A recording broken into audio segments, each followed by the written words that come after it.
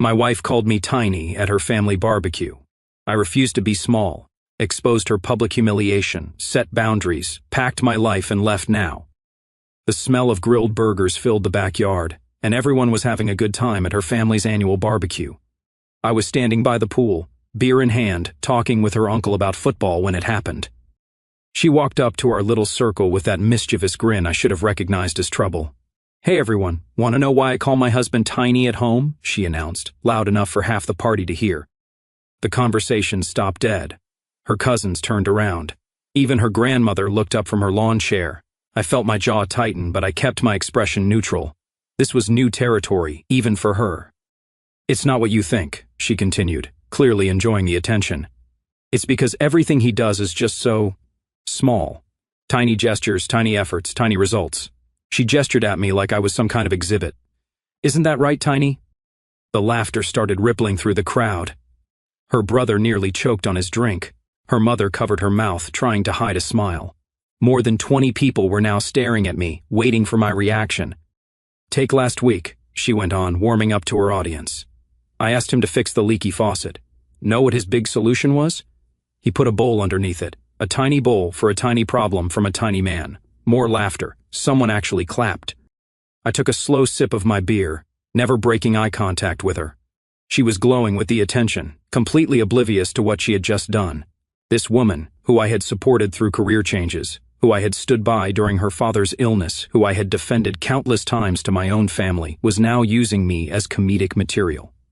"And don't get me started on his tiny budget for my birthday last month," she continued. $50 at the local flower shop. 50. My sister's husband spent $300 on roses alone. Her sister nodded smugly from across the patio. The crowd was eating it up. "But the tiniest thing about him," she said, building to what she clearly thought was her grand finale, "is how he handles any real challenge. Remember when the neighbor's dog kept getting into our yard? Instead of confronting them like a man, he built a tiny fence, 6 inches tall. The dog just stepped over it." The roar of laughter that followed felt like a slap across the face, but I didn't flinch. I didn't defend myself.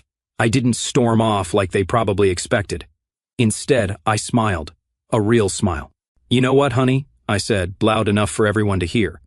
"You're absolutely right about one thing." The laughter died down. She looked surprised that I was engaging. "I have been thinking small lately," I continued, still smiling. "Small efforts, small gestures, small investments. But you just helped me realize something important." I paused, taking another sip of beer while every eye in that backyard was on me. Maybe it's time I started thinking bigger. Her confident grin faltered slightly. She probably expected me to get angry or embarrassed. She definitely didn't expect me to agree with her. "Much bigger," I added, raising my beer in a mock toast. "Thanks for the inspiration, sweetheart." The crowd wasn't sure how to react now. The energy had shifted, and she could feel it. Her moment of triumph was slipping away, replaced by something she couldn't quite identify. But I could identify it perfectly. It was the moment everything changed. I finished my beer, set the empty bottle on the nearby table, and walked over to say goodbye to her parents. I was polite, cordial, even charming. I thanked them for hosting, complimented the food, and wished everyone a great rest of their evening. "Leaving already?" her father asked. "Early morning tomorrow," I replied. "Big plans to make." As I walked toward the gate, I could feel her eyes burning into my back. She was probably wondering why I wasn't angry, why I wasn't fighting back, why I wasn't giving her the dramatic reaction she expected. She had called me tiny in front of her entire family. She had humiliated me for laughs. She had crossed a line that should never be crossed. What she didn't understand yet was that my response wouldn't be tiny at all. It would be exactly the right size to match the disrespect she had just shown me. And she was about to find out that when you poke a sleeping giant, you'd better be prepared for what happens when he wakes up. The drive home was silent. She kept glancing at me from the passenger seat, probably trying to figure out why I wasn't exploding. Normally, after something like this, I would have given her the silent treatment for days, sulking around the house until she eventually apologized. Not this time. When we pulled into the driveway, she finally spoke up. "Look, I know you're upset about what happened back there." I turned off the engine and looked at her. "Upset? No, I'm not upset." "Then why are you being so weird?" "Weird how?" She fumbled for words. "You're just different. Usually when I tease you, you get all moody and… I interrupted, my voice calm but firm. Is that what you call humiliating your husband in front of your entire family? Oh, come on, it was just a joke. Everyone was laughing. They were laughing at me. There's a difference. She rolled her eyes. Don't be so dramatic. It's not like I told them anything that wasn't true. There it was. The real problem wasn't just what she had done at the barbecue. It was that she genuinely believed she had the right to do it. So, you think I'm tiny? I asked, getting out of the car. I think you're being too sensitive, she said, following me to the front door. I unlocked the door and held it open for her, a habit I'd maintained for 7 years of marriage. But as she walked through, I made a mental note. Even tiny gestures have meaning when they're unappreciated. Inside, she kicked off her heels and headed straight for the kitchen. Want some wine? I think we both need to relax. No thanks. She poured herself a glass and leaned against the counter. Seriously, you need to lighten up. My family loves you. They were just having fun. At my expense. That's what families do? They tease each other? I sat down at the kitchen table, keeping my voice level. When did your family start including me in their jokes without my permission? What do you mean? I mean, when exactly did I become fair game for public ridicule? Was there a family meeting I missed where everyone decided it was okay to make me the punchline? She took a sip of wine, clearly getting frustrated that her usual tactics weren't working. You're making this into something it's not. Then explain what it is. It's just, you've been so passive lately about everything. The house repairs, our social life, even our relationship. Sometimes I feel like I'm married to a ghost. So you decided to solve that problem by calling me tiny in front of 20 people. I was trying to get a reaction out of you. There it was. The truth finally came out. Well, congratulations, I said, standing up. You got one. She set down her wine glass. What's that supposed to mean? It means you wanted to see what happens when you push me too far. Now you're going to find out. Are you threatening me? I almost laughed. I'm not threatening anyone. I'm just done pretending that the way you treat me is acceptable. The way I treat you fine. You just spent 15 minutes telling your family how inadequate I am. In what world is that fine? She crossed her arms. Maybe if you actually stepped up once in a while, I wouldn't have to. Stop. My voice cut through her words like a blade. Don't you dare try to make this my fault. The kitchen went quiet. She stared at me like she was seeing someone she didn't recognize. You humiliated me tonight, I continued. You took 7 years of marriage and turned it into a comedy routine for your family's entertainment. You crossed a line that should never be crossed. It wasn't that bad. Yes, it was. And the fact that you can't see that tells me everything I need to know about how much you actually respect me. She opened her mouth to argue, but I held up my hand. I'm going to bed. We'll talk more tomorrow when you've had time to think about what you did. You can't just walk away from this conversation. I stopped at the kitchen doorway and turned back to her. Watch me. As I headed upstairs, I could hear her muttering behind me about how I was overreacting, how it was just a joke, how I needed to grow thicker skin. But lying in bed that night, staring at the ceiling while she tossed and turned beside me, I wasn't thinking about her excuses. I was thinking about respect, how to get it back, how to make sure this never happened again. She had called me tiny, questioned my efforts, mocked my solutions, and reduced me to entertainment for her family. She had done it with a smile on her face and laughter in her voice, like my dignity was something she could trade for a few cheap laughs. Tomorrow she was going to learn that some mistakes can't be fixed with wine and weak apologies. Tomorrow she was going to discover that the man she married wasn't tiny at all. He had just been sleeping. The next morning I woke up at 6, same as always. But instead of making coffee for both of us like I had for the past 7 years, I made 1 cup, just for me. She stumbled into the kitchen around 8, still in her pajamas, expecting to find her usual coffee waiting on the counter. Instead, she found me reading the newspaper with an empty coffee pot beside me. Where's my coffee? She asked, rubbing her eyes. In the cabinet, right next to the coffee maker. She stared at me for a moment. You didn't make any for me. I made what I needed. But you always make coffee for both of us. That was before you decided I only make tiny efforts. I figured you wouldn't want my small gestures anymore. She stood there in confused silence while I finished reading the sports section. Finally, she made her own coffee and sat down across from me. Are we really going to do this? Act like children? I folded the newspaper and looked at her directly. I'm not acting like anything. I'm just adjusting my behavior to match your expectations. My expectations? You said everything I do is tiny, so I'm being more selective about what I do. After breakfast, I headed to the garage to work on a project I'd been putting off. She followed me out there an hour later. The dishwasher is full. Are you going to empty it? Are you asking me to empty it or telling me? I'm asking. Then ask properly.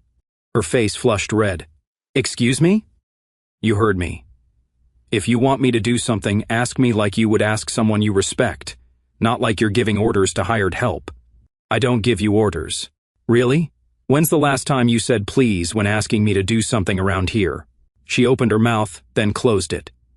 We both knew the answer. People who mock their husbands in public don't get to bark commands at home, I said, turning back to my project. You want the dishwasher emptied? Ask nicely, or do it yourself. She stormed back into the house. 20 minutes later, I heard the dishwasher being unloaded, loudly. That afternoon, she came to me with her car keys.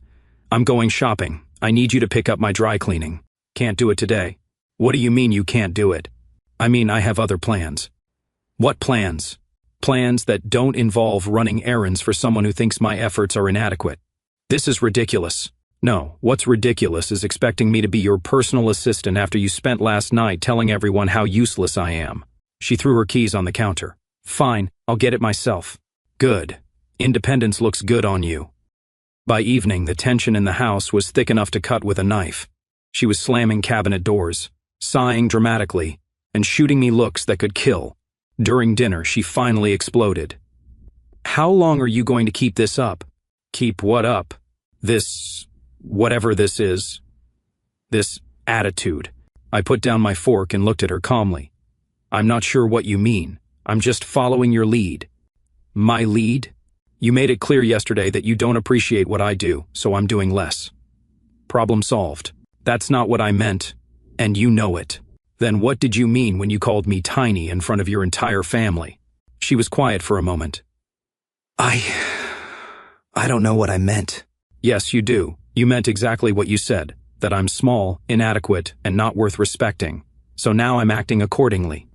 You're twisting my words. I'm repeating them word for word. She pushed her plate away. I was frustrated, okay? You've been so passive lately. I felt like you weren't really present in our marriage. So you decided humiliation was the best way to handle that. I made a mistake. Yes, you did. A big one. Then why won't you just accept my apology and move on? I leaned back in my chair. Because you haven't apologized. Not really. You've explained why you did it, justified it, minimized it, and blamed me for it. But you haven't actually said you're sorry. I am sorry for what specifically? She fumbled for words. For hurting your feelings. That's not an apology. That's damage control. Then what do you want me to say? I want you to say you're sorry for disrespecting me in public. I want you to acknowledge that what you did was wrong, not just poorly timed or misunderstood. And I want you to mean it. She stared at me for a long moment. And if I do that, everything goes back to normal? Define normal. You know what I mean. No, I don't. Because our normal was you taking me for granted and me allowing it. That normal is over. So, what are you saying? I'm saying that if you want a husband who makes you coffee in the morning, runs your errands, and tolerates being the butt of your jokes, you married the wrong man. Her eyes widened. She was finally starting to understand that this wasn't just about the barbecue. This was about everything that led up to it. But if you want a husband who deserves respect and expects to receive it, then we can work something out. The house felt different that night, quieter, like something fundamental had shifted between us. She was beginning to realize that the man she had taken for granted was gone. In his place was someone who knew his worth and wouldn't settle for less than he deserved. 3 days into my new approach, she decided to escalate things. I was in the living room reading when she came storming in with tears in her eyes. My sister called. She said you were rude to her at the barbecue. I didn't look up from my book. Define rude. She said you barely acknowledged her when you left. I said goodbye to everyone, including her. But you didn't stay to socialize like you usually do. That's right. I didn't. She sat down on the couch across from me, clearly preparing for an emotional assault. Do you know how embarrassing this is for me? My own family thinks my husband is angry at them. Are you worried about their feelings, or worried about how this makes you look? Both. I have to face these people at every family gathering for the rest of my life. I finally looked up from my book. Then you should have thought about that before you made me the entertainment. I already told you I was sorry. No, you told me you were sorry for hurting my feelings. That's not the same thing. She wiped her eyes dramatically. What more do you want from me? I want you to understand that actions have consequences. You can't publicly humiliate someone and then expect them to pretend it didn't happen. So you're going to punish me forever? I'm not punishing anyone. I'm just not going out of my way to make things comfortable for people who don't respect me. She stood up and started pacing. This isn't like you. You're not this cold. You're right. The old me would have sulked for a few days and then gone back to normal. Is that what you're hoping for? I'm hoping for my husband back. Your husband is right here. You just don't like this version of him. She stopped pacing and looked at me with desperate eyes. Please, can we just forget this whole thing happened and move on? Can you forget that I called you inadequate in front of 20 people? You never did that. Exactly, because I respect you. Even when I'm frustrated with you, I don't tear you down in public for entertainment. She was quiet for a moment, then tried a different approach. Fine, I was wrong. I shouldn't have said those things at the barbecue. Happy now? Getting warmer. What do you mean getting warmer? That was closer to an actual apology. But you said it like you were reading from a script. I don't know what you want. I want you to mean it. Not because you want this to go away, but because you actually understand why it was wrong. She threw her hands up in frustration. I understand, okay? I understand. Do you? Because yesterday you told your mother I was being dramatic about the whole thing. Her face went white. How do you know that? Because your mother called me to check on how I was doing. Apparently, she was concerned about my overreaction to what she called harmless family teasing. She slumped back onto the couch. I was just venting to her. You were undermining me again. Instead of taking responsibility for what you did, you ran to your mother to validate your behavior. That's not... I didn't mean it like that. How did you mean it? She was struggling now, caught between her old habits and the reality that they weren't working anymore. I don't know. That's the problem. You don't think before you speak about me to other people. You just say whatever makes you feel better in the moment. Everyone talks about their spouses. There's a difference between talking about problems and making your spouse look like a fool. You've been doing the second one for months, and I've been ignoring it. Months? The comment about my car to your coworkers. The joke about my cooking at your book club. The way you roll your eyes when I suggest restaurants. You've been taking shots at me in public for a while now. She opened her mouth to deny it, then closed it. We both knew I was right. I never realized. That's the second problem. You never realized because you never thought about how it affected me. She was crying again, but this time it felt different. Less manipulative, more genuine. I'm a terrible wife. You're not terrible, but you've gotten comfortable being disrespectful. How do I fix this? You start by actually apologizing, not for hurting my feelings, not for the misunderstanding, not for the timing. You apologize for choosing to humiliate me in front of your family because you were frustrated with our relationship. She took a shaky breath. I'm sorry for humiliating you at the barbecue. I was frustrated, and instead of talking to you about it, I made you look bad in front of my family. That was wrong. I studied her face. It was a real apology, but there was still something missing. And, she continued, I'm sorry for talking about you to my mother instead of taking responsibility for what I did. And I'm sorry for all the other times I've been disrespectful without realizing it. Good. That's a start. A start? An apology is just words. The real question is whether you're going to change your behavior. Of course I will. We'll see. She looked at me with hope in her eyes. So things can go back to normal now? No. Things can go forward to something better than normal. What does that mean? It means we're going to build a new normal where we both respect each other. Where you think before you speak about me to other people. Where I don't have to wonder if my own wife thinks I'm adequate. She nodded eagerly. Yes, I want that too. Then we'll start tomorrow. Fresh slate, new rules. But as she went to bed that night, probably relieved that the crisis was over, I knew this was just the beginning. The apology was progress, but old habits die hard. She was about to learn that earning back respect is much harder than losing it. The next 2 weeks were a test. Every day I watched to see if her apology translated into actual change. At first it seemed promising. She made her own coffee without complaining. She asked politely when she needed something. She even complimented the dinner I made one evening. But old patterns have a way of resurfacing. It started small. A subtle eye roll when I suggested we stay home instead of going to her friend's party. A comment to her sister about how I was being sensitive lately when she thought I couldn't hear. Little cracks in the respectful facade she was trying to maintain. The breaking point came on a Friday night. We were having dinner with another couple, friends we'd known for years. The conversation turned to home improvement projects, and she saw her opening. "Well, we're still dealing with that leaky faucet situation," she said with a laugh. My husband's solution was to put a bowl underneath it. Very creative. There it was, the same story from the barbecue, repackaged for a new audience. She glanced at me, probably expecting me to laugh along like I used to. Instead, I set down my fork and looked directly at her. "Actually, honey, why don't you tell them the rest of that story?" Her smile faltered. "What do you mean?" "Tell them how that creative solution was temporary while I researched the right replacement parts. Tell them how I fixed it properly the next weekend. Tell them the whole story." The table went quiet. Our friends sensed tension but didn't understand where it came from. "It was just a joke," she said quietly. "Was it? Because it sounds like you're still using me as material for your entertainment." Our friend's wife tried to lighten the mood. "All couples have these little stories." "You're absolutely right," I said, never taking my eyes off my wife. "But some couples share them together, and others use them as weapons." The dinner ended awkwardly. During the drive home, she finally exploded. "You embarrassed me in front of our friends." I corrected a lie you told about me. "There's a difference. It wasn't a lie.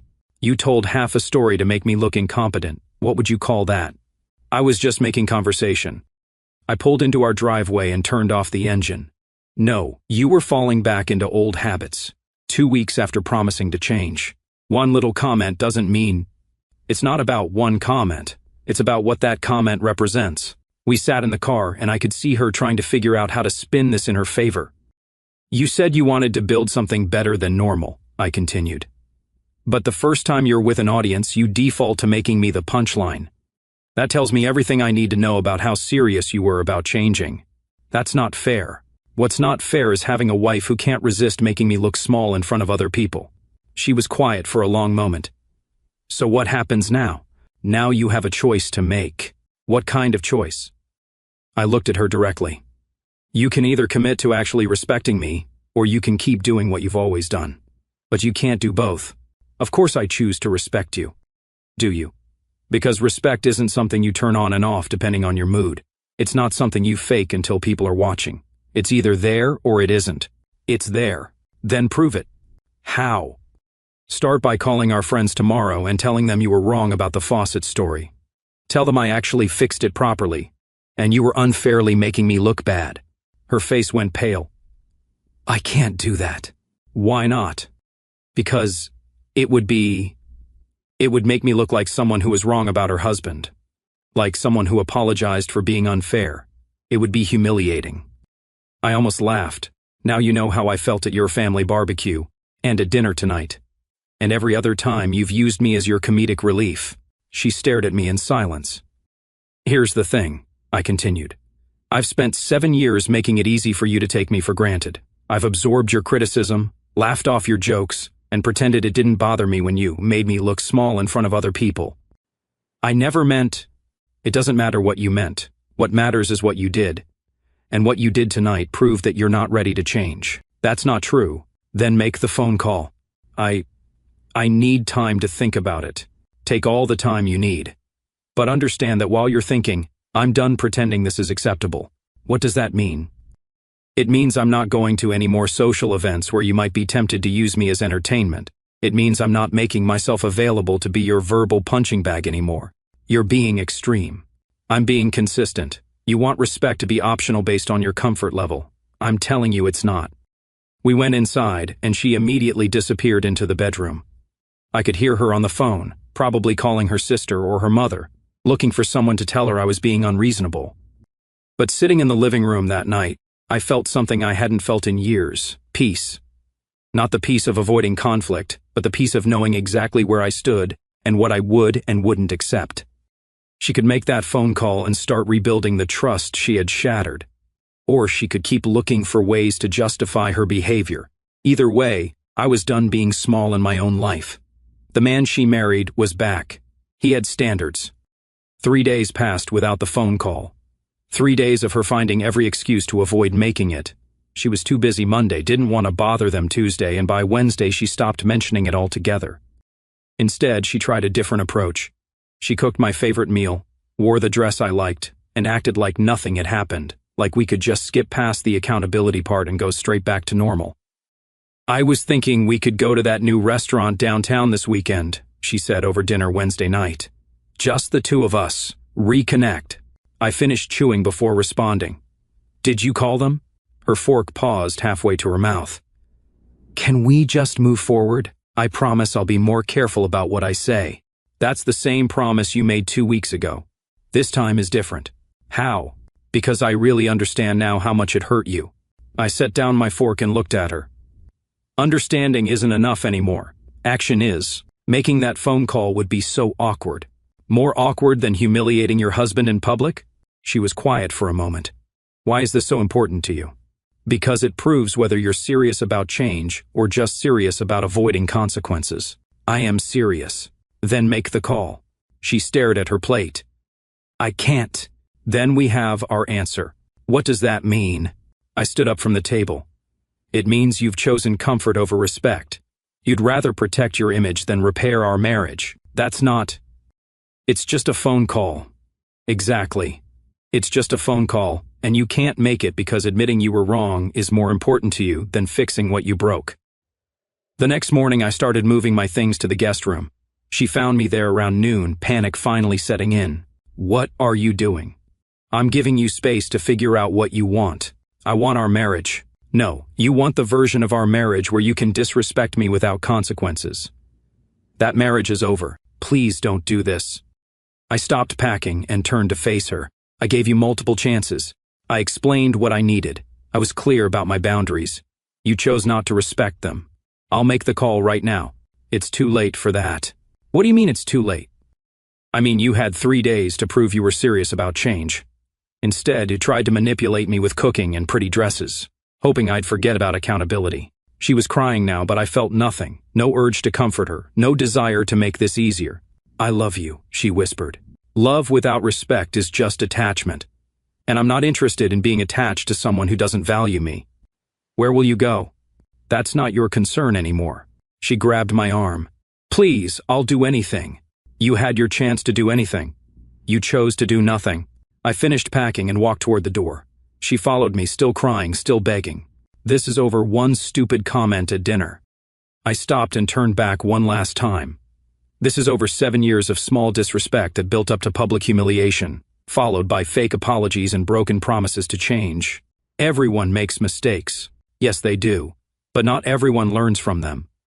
I walked to my car while she stood in the doorway, finally understanding that her tears and promises weren't going to work this time. As I drove away, I thought about the barbecue where this all started, how she had called me tiny in front of her family, how she had used my love for her against me, how she had been so confident that I would just take it and move on. She was wrong about me being tiny. My response had been exactly the right size for the disrespect she had shown. I didn't beg, didn't negotiate, didn't compromise my dignity for the comfort of staying. I had given her every opportunity to choose respect over convenience. She had chosen convenience every time. Now she could live with that choice, and I could live with mine. Our story has come to an end. If you've made it this far, how about subscribing to our channel? It helps us immensely. I've selected 2 other videos for you that I'm sure you'll enjoy. Feel free to click on them. I'll be waiting for you in the next story. See you soon.